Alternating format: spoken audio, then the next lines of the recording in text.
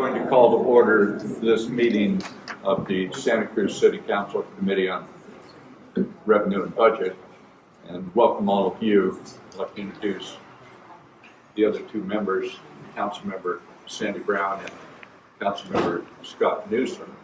And I'd like to also introduce you to Tony Condotti, who is our city attorney here to assist us, Bonnie Lipscomb, who is the director of the city's economic development and housing operation. Paul Maslin is from FM3, and my friend on the end is Colin Rippleman, who is a graduate student of mine and is here to help me sort of keep some notes so that I can not have to keep notes. We have an honored guest here, former member of the Santa Cruz City Council, who now represents almost all of the city of Santa Cruz on the Santa Cruz County Board of Supervisors, our good friend Justin Cummings. Supervisor,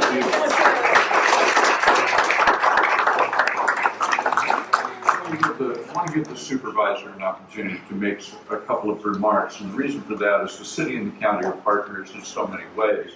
But less important is that. What's more important is this supervisor represents most of this city and has been a city council member and a supervisor, and I think will be enormously helpful in this enterprise because of his good work in the community. Supervisor, welcome. Thank you so much, and thanks for having me, and thank you for trying to move forward with this bond measure to help us address affordable housing in our community. And I just want to take a second. I'm just going to tell a personal story. So I've been in Santa Cruz since 2007, and since then I've been a renter. And last year I was fortunate to move into a house where the landlords hadn't increased the rent in 15 years. And for me, that was a really great opportunity where I can actually save money to try to put down a down payment on a house and see that life of home ownership. Because oftentimes as renters in this community, it's really hard. I mean, most renters are actually overburdened, paying more than 30% of what they earn on rent. And sadly, my landlord passed away earlier this year, which means the house is going to get reassessed at the market property value, and the tax rate's going to go up, and I'm likely going to lose my home pretty soon here. And as a supervisor, I'd make a decent enough living where I can probably find another place that is affordable. But this is happening across our community to many people who will not be able to afford to live in a market rate studio, some of the smallest housing we even have here. And so it's really critical that we are pushing forward and moving forward in all ways possible to build more affordable housing and to put funding towards that affordable housing. Because what we're starting to lose is our teachers, our healthcare providers, public safety officers, the people who are critical for helping us address some of the many challenges we face in our community. And so we have to keep that in mind when we're thinking about how we're going to make sure that we have housing in our community that supports everyone of all income levels. And I know that we can do this together. And so I'll turn it back over to Fred and the subcommittee so they can talk about the poll that they just had and the outcomes, and looking forward to hearing about it as well. Supervisor, thank you very much for being here. Thank you for your remarks. So the Santa Cruz City Council a few weeks ago on a 7-0 vote designated this policy subcommittee on budget and finance to hold a series of 3 community meetings. And the goal is to see if the community, with the assistance of the resources that are up here, if we can help you put together an affordable housing funding source. Maybe a bond, may not be a bond, but an affordable housing funding source that we would then ask voters, what do they think about that? Without further ado, I would like to introduce Paul Maslin from FM3. FM3 has been around for decades doing public opinion research, both in the private sector and the public sector, many decades. And I've had the good pleasure of working with them when I authored the 2 largest park and environmental protection bonds in the nation's history, approved by the voters. And when you gave me the great privilege of serving in the California Assembly, representing you there. And FM3 is one of those firms which there are really, I believe, rather few who folks have complete trust and confidence in them and their polling methodology and so on. And that being able to get a firm of that quality to help us on this, we're very grateful to you. Paul, good evening, sir. Thank you, Mr. Mayor, for the wonderful, too glowing of an introduction. I said to the mayor as I walked in here, the work you're going to see is the product of my partner, John Fairbank, and our Senior Vice President, Adam Sonnenschein, and obviously working with the city. I was called into pinch hit because I live now permanently just to your south in Monterey. So I moved from snowy Wisconsin. I've been there for 20 years, moved back to California. In the first 2 months that I was here, I rented a place in Pacific Grove that had a deck. Every single day, once the fog burned off, I looked due north at the city of Santa Cruz. So it's nice to be here and back in Northern California.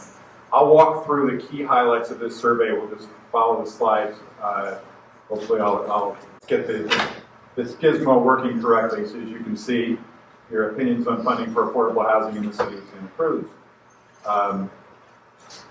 And in terms of the survey specifics and methodology, I'm sorry, I got to move my screen here at the same time. This is a survey among likely 2024 primary voters. We can create a sample based on both voter history and the current voter rolls. 460 people likely to vote in a primary next year. You can see that the margin of error, the full sample is about 5 points. 95% certain about that. That's just the margin of error number you always see. When you see a poll reported for a half sample, because some of these questions are split, it's about 7%.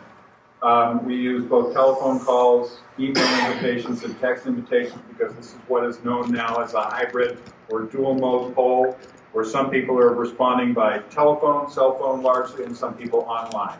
Most surveys these days, when you see them done nationally, statewide, etc., are done using that methodology. The methodology for all polling has changed as our lifestyles have changed. We'll start with some basic community attitudes here. Oops, I didn't hit this. There we go. Okay. And as you can see, we start with this slide. Over 8 in 10 voters perceive that the city needs additional funding to provide services in general. This is not linked to housing yet. We're going to get into housing. But you can see 42% say there's a great need, 35% think that there are some needs. So almost 80% believe that there is at least some need for the city to provide additional funding in terms of services. Now, some of the initial opinions on housing funding are as follows. And we'll start with this one. Again, I'm going to follow here so I'm not always. We split the sample and we have 2 hypothetical housing parcel. The first one is a parcel tax measure that we tested. And you can see though, I won't go through all the exact wording here, but essentially you can see it's affordable housing, near downtown, transit corridors, low income, middle class, preventing homelessness, supportive housing, then the variety of the facilities and the services here involving job training, housing, and then the specifics of this, levying a $75 parcel with maximum 2% annual adjustments, providing approximately $1.2 million annually until ended by the voters, and it be adopted requiring local control public spending. Okay, that was one measure that we tested. Here's the other one. Now this is very, very similar, but you can see it's a bond measure. So in this case, beginning is very much the same: affordable housing, downtown, commercial areas, low income, middle class, etc. And then when we get to the specifics, and in this case we have improving access to mental health, substance abuse, job training services, shall the City of Santa Cruz measure authorizing $40 million in bonds at legal rates, levying 12 per 100,000 of assessed valuation, providing approximately $2.7 million annually. And then again, local control public spending disclosure. They were split. Half the sample got one, half the sample got the other. A lot of times we look at split samples and say to ourselves, okay, how big is the difference going to be? Is that significant? There's always a little bit of a danger with a split sample that as you saw, the margin of error went up from 5 points to 7 points. So sometimes we're looking for what is the key difference going to be in the split between one version and another version. Well, voila, there's no difference whatsoever. This is pretty amazing. You can see 57% definite or probable yes for the parcel tax vote, 56% definite or probable yes for the initial bond measure vote. When you put in the undecideds who are then asked, do you lean one way or another, one comes to 63 and the other comes to 62. The number of people saying definite is 35% for the parcel tax, 34% for the bond measure. That is no significant difference whatsoever. They are literally mirror images of each other. They're the exact, not mirror images, they're the exact same result for each of these two. On the no side, and all of us who've done ballot measures, and we've done scores and hundreds of them in California, both local, city, county, statewide, we always look at that no vote because we know it's pretty set and it'll only grow generally. But in this case, it's only 33%. Both 33% for the parcel tax, 32% for the bond measure. The gap between the two is 30 points in both cases, basically 2-to-1. And the definite no, which is another number that we look at to see how much intensity of opposition there is in the city, is right now among this likely 2024 primary universe, 22%. The definite yes is 35 or 34, about a 3-to-2 ratio. So each of these measures start off in a strong position, essentially 2-to-1, and they're almost exactly the same. Okay, so we asked about specific options in here of what could be done with the funding and what are the priorities. And I'll walk through these. And again, give me a second here so I don't have to be leading the whole time. All right, so this slide, you can see that and this question is asked in terms of importance. We ask extremely and very important. Some people might think that's kind of weird. It's just extremely versus very semantically. It's not much different, but we do find that there is a difference. And so we've used this over time to say, where's the extremely important number? That's the one that's always the standout number. That's the most positive you could be, or important in terms of support, or in this case, importance. And then a very important, which is still important, but not quite as high. And then down to the somewhat important or not too important. So what you can see here is there are any number, about 6 of them, that are over 50%, but the highest numbers are 60% say it's extremely important for funding to address and prevent homelessness. That's the highest. Along with that, with 26%, very important. Also at 60%, the very important is a little bit lower, but it's the question, and we see this in countless cities across California. I was just on a call involving San Diego earlier today, and the mental health aspect was very, very strong. Providing facilities to improve access to mental health, substance abuse treatment, job training, and housing services, also at 60%. Then, you have a couple of process questions in here. Requiring public spending disclosure, that's at 57%, very high. And then developing the ballot measure through an open and transparent process with public input, that's 54%, also fairly high. But still, also over 50% is expanding housing that's affordable for nurses, teachers, and other essential local workers at 52%, extremely important. Overall importance over 80%, they're all very high, but the extreme importance is the one we really look at, 52%. And then expanding housing that is affordable for nurses, firefighters, teachers, and other essential local workers, almost exactly the same, 53%. Little bit lower, still strong, but a little bit lower is partnering with the school district to expand affordable housing for teachers and school staff at 42%. But the bottom line here is you've got really high responses for homelessness and mental health. You've got these two process questions that are also very high. Make sure that there's public spending disclosure, and then have an open and transparent process with public input in terms of developing the ballot measure. And then the two affordable housing pieces that are also each over 50%. Okay. Now, the next tier are, none of these are unimportant, but they're just lower in importance. Now we're into the 40s in terms of the extreme importance. The one that's a little bit over 50 is increasing housing that's affordable for Santa Cruz's workforce, which is at 52%. So every time we said affordable housing, we were slightly over 50%, extremely important. Again, don't take that as, well, that means 48% don't care. No, they're just very important or somewhat important, not quite as intense in their view of the importance, 52%. So slightly under 50% here at 49, partnering with the county to provide services to those experiencing homelessness or at risk of becoming homeless, or expanding housing that's affordable for service workers and other frontline workers. Again, not a big difference here. We're talking about the difference between 52 or 53 the first time we asked it, and this time we're at 49. Qualifying for state and federal matching funds, a little bit lower at 47%.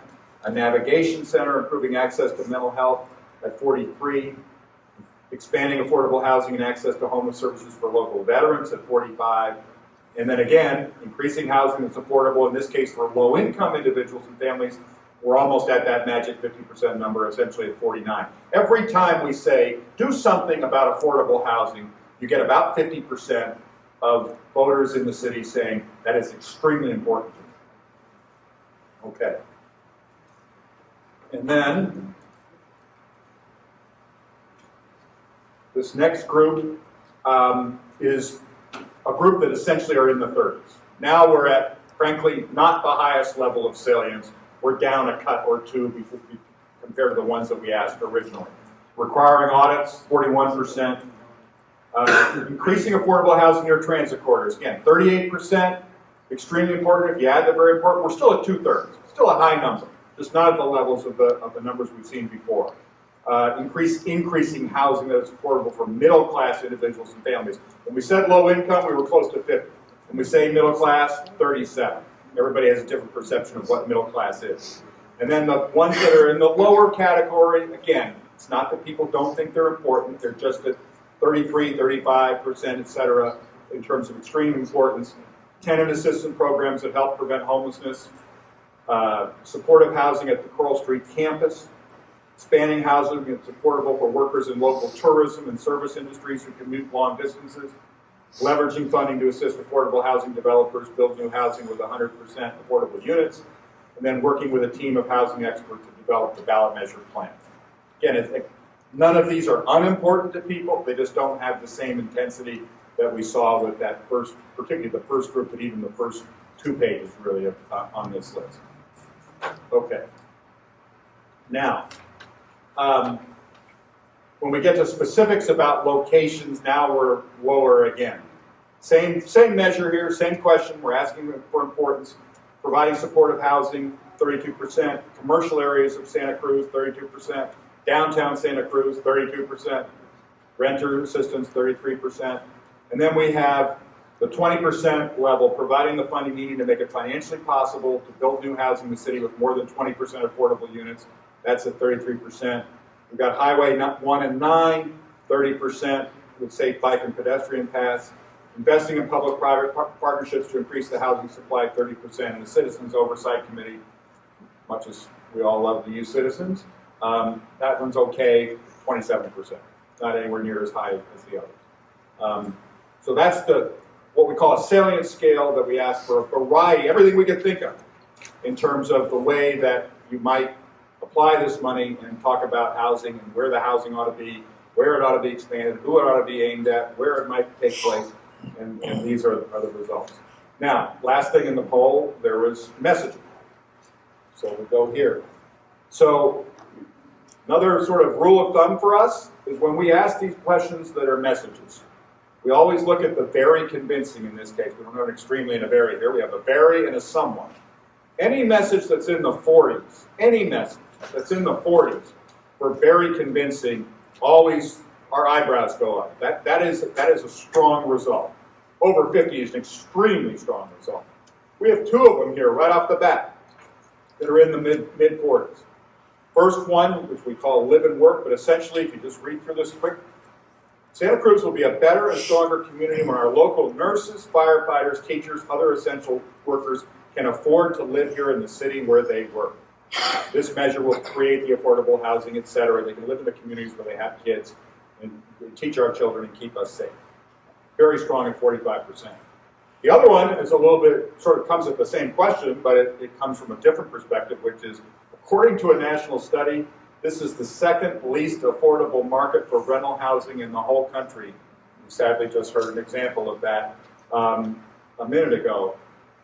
Given the average salaries in the area, the average renter would need to work the equivalent of 3 average full-time jobs just to afford a 2-bedroom apartment. This measure helps make Santa Cruz a more affordable place for people to live.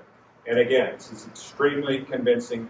They're 47%. That is a way, way, way above average number in our experience for messaging. So one essentially is we can be a better and stronger community if the people that we really rely on can actually afford to live here, number one. And the second is This is one of the least affordable places in the country. This is out of control. Somebody has to work 3 jobs just to afford a 2-bedroom place. We've got to help in that regard. Both those messages were very effective. The next one that said, frankly, got to low and middle income. The City of Santa Cruz needs thousands of homes that are affordable for low and moderate income individuals and families just to meet today's needs. Help fill that gap with safe, affordable housing. Didn't do quite as well. You can speculate. Maybe some people think, yeah, well, maybe that's in my area. I'm not so sure about that. Again, it's not a negative. It's not that this message isn't effective. It's just nowhere near as effective as the first two. When you get into the specifics of low and middle income individuals getting housing. Okay. And then the last two are kind of in the middle here. They're not in the 40s, but they're in the mid-30s. Number one is the state mandate, which we all know about, and has been a part of huge discussion going on throughout the state and every community, mandating the City of Santa Cruz adds over 3,700 housing units over the next several years.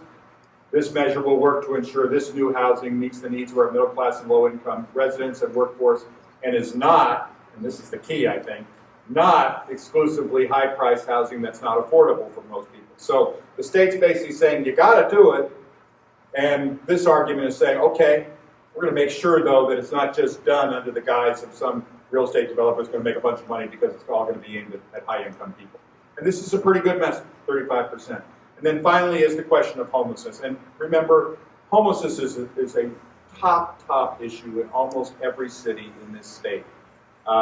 Very rare that we don't find it when we ask sort of an open-ended salient question about a given city. Number one, sometimes by a wide margin. The issue is, and some of the problems are, that the solutions are tough. And people sort of say, you got to do something, then you say, well, here's what we're doing, and they either get frustrated or think that's not going to work or think it's not going to be as effective. In this case, we had two messages. One, do more to address the crisis of homelessness.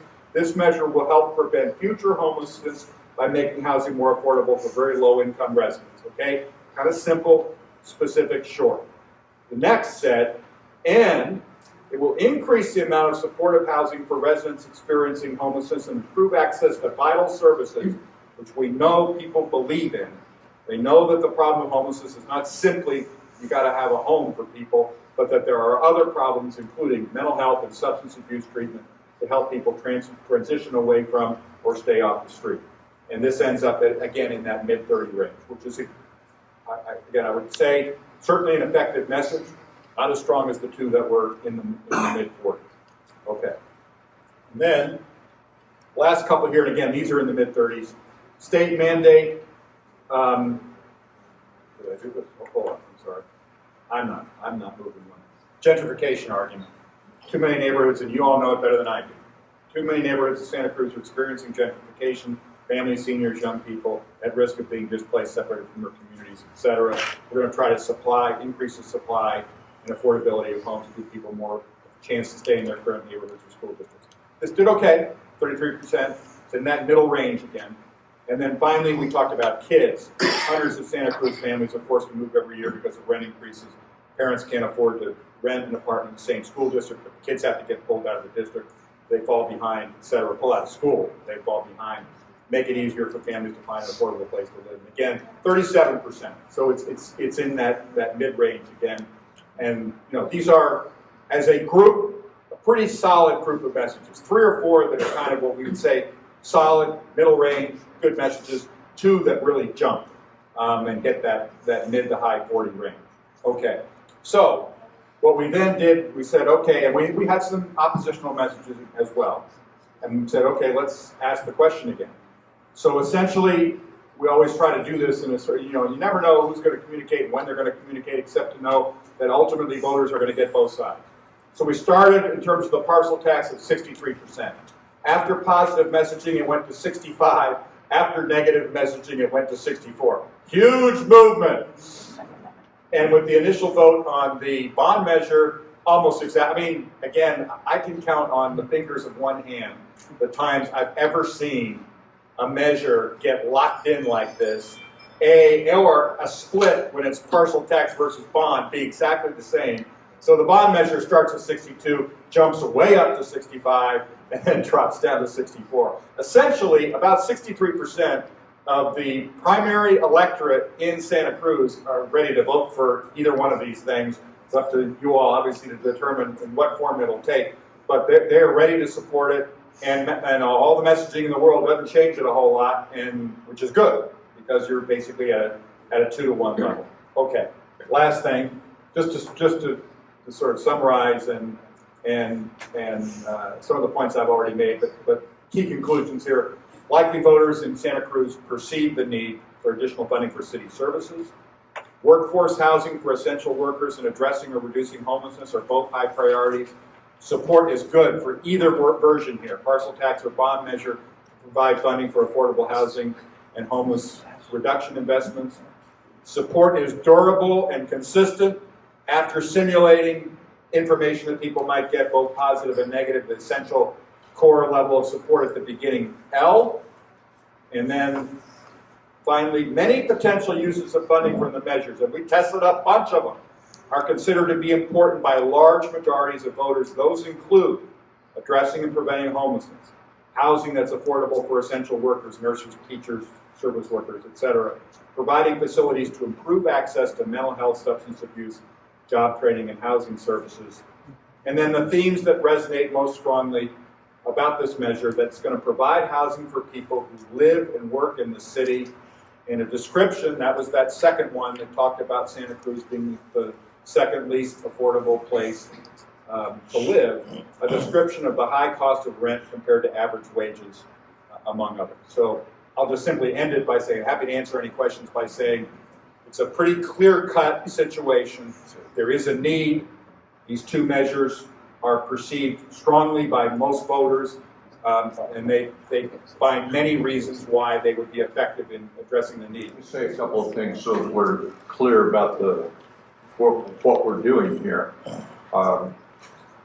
It is not a choice by the City of Santa Cruz whether or not to add 3,700 units of housing, which is more people than 3,700 units of housing.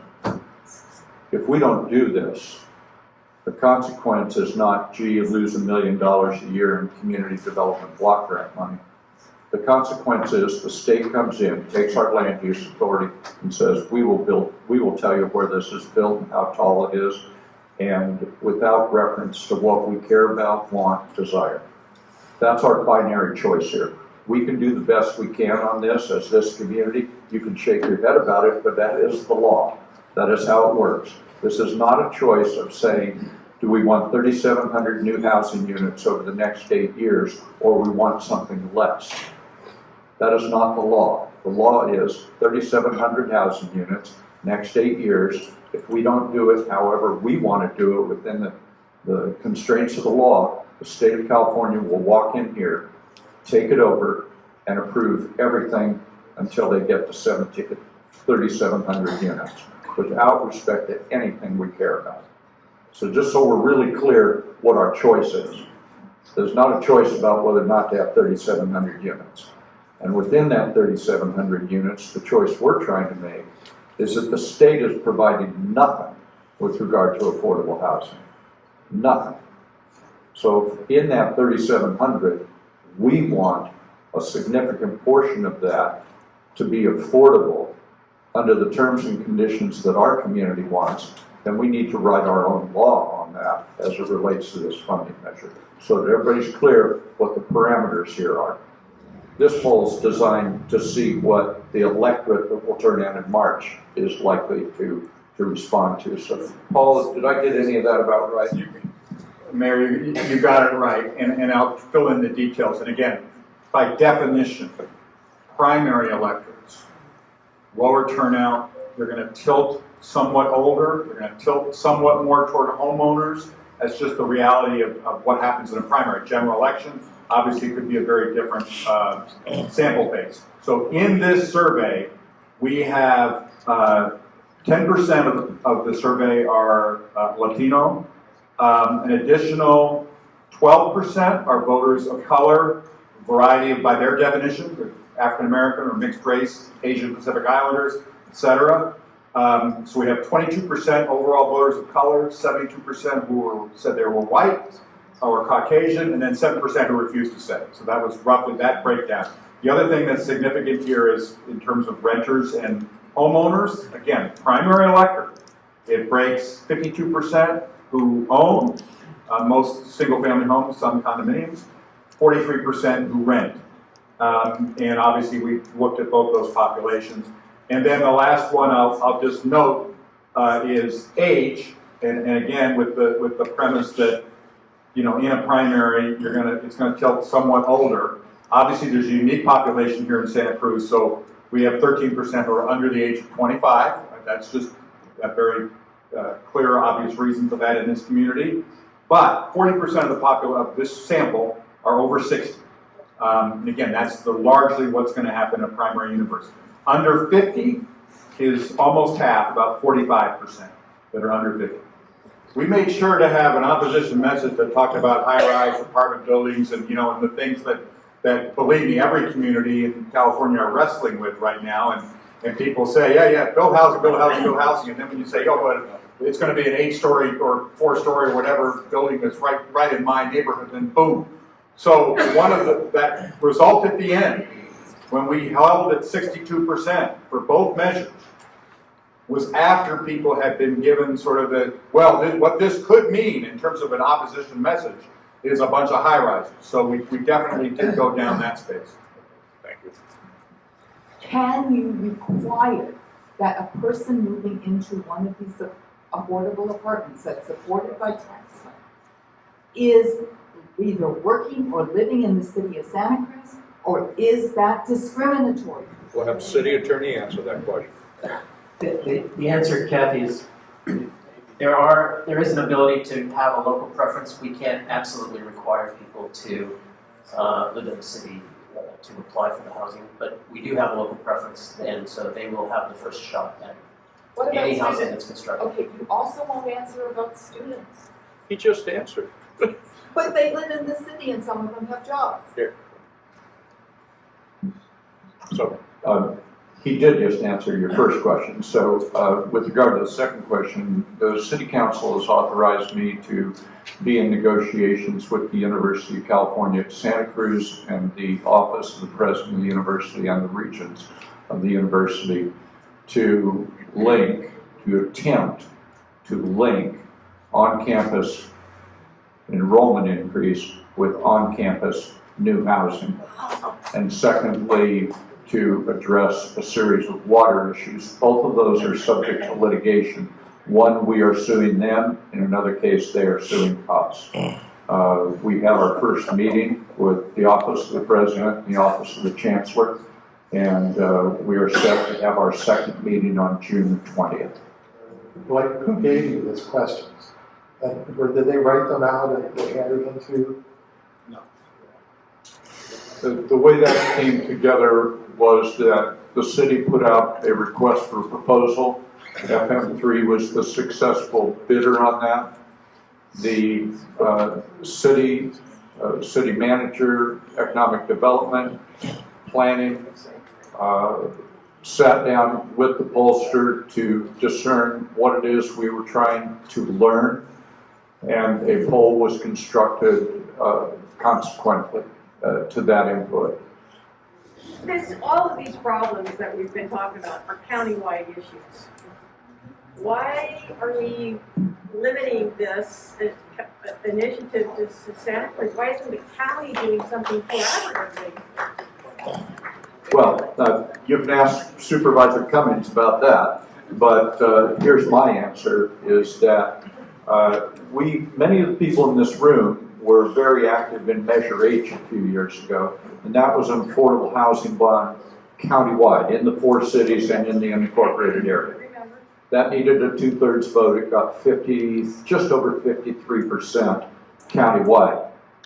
But in the city of Santa Cruz, it got 70% yes vote. So this is the city of Santa Cruz. We have a legal obligation to take care of our issues. If the Board of Supervisors wants to have an affordable housing bond for the unincorporated area, or the city of Capitola, Watsonville, or Scotts Valley want to do that, that's their business. But when put on the ballot, essentially something like what we're going to do, when it was put on the ballot countywide, it was nothing close to a victory. But what we do know is at least the last time we tested this in the real world in Santa Cruz, over 70% of the voters said, yeah, that's a good idea.